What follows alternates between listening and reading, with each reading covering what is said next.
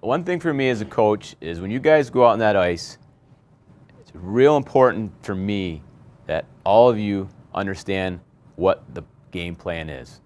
Understand what our identity is. So when we play on October 1st, when we go out on the ice, we have to be in the same mindset of how we want to play. I played hockey at St. Lawrence, graduated in '93. I was drafted by the Pittsburgh Penguins in the supplemental draft, I think in 1991. I ended up going to Sweden and played professionally over there for a year. Came back and started my coaching career. I coached at the high school prep level. I coached at Amherst College while I was getting my master's here at UMass. And then I went on and worked for the New York Islanders farm team in the American Hockey League, and moved on then to the Anaheim Ducks for 5 years and worked with Mike Babcock there and went to the Stanley Cup Finals with him.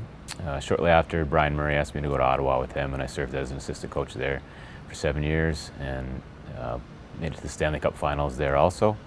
And then I returned to St. Lawrence, where I was the head coach for 4 years, and now I'm here.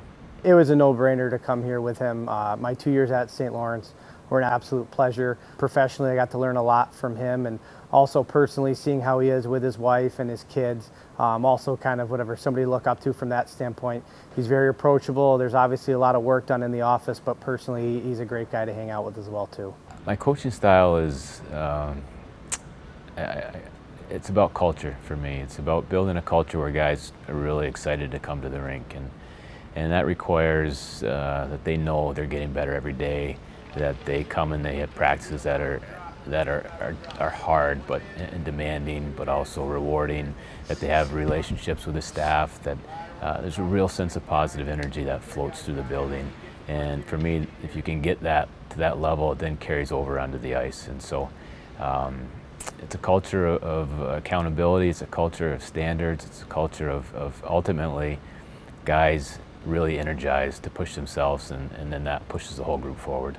The biggest is Joe Marsh, who coached me at St. Lawrence and was just a tremendous motivator, because for very similar reasons as I just discussed, he made it fun to come to the rink. He energized us, he was passionate, he cared about us. You know, he made us feel like a family. So he's a huge mentor. Another is Mike Babcock, who I worked with for a couple years and really learned how to prepare and be focused and have the intensity when it was time to do work, and be able to flip the switch, and when it was, you know, when it was time to enjoy somebody's company, you enjoyed their company. And he's very intense, very well prepared. And the last is Brian Murray, who I worked with for 10 years in the NHL, and he taught me very well how important relationships are. And it's what you do, it's not what you say. And having your players know that you care for them and you have their backs, and that was and that played out. And even at the highest level of hockey, the players wanted to know you cared. And so, you know, the combination of those three guys were easily my biggest three mentors. For the player's perspective, they know what's expected from him. They know that he has very high expectations, but the players themselves, they also have very high expectations. Everything we do has a purpose, has a rhyme, has a reason, and it's very easy to come and work for him. And there's also some intensity there, but it's fun, and we want to win, and we want to have fun doing it.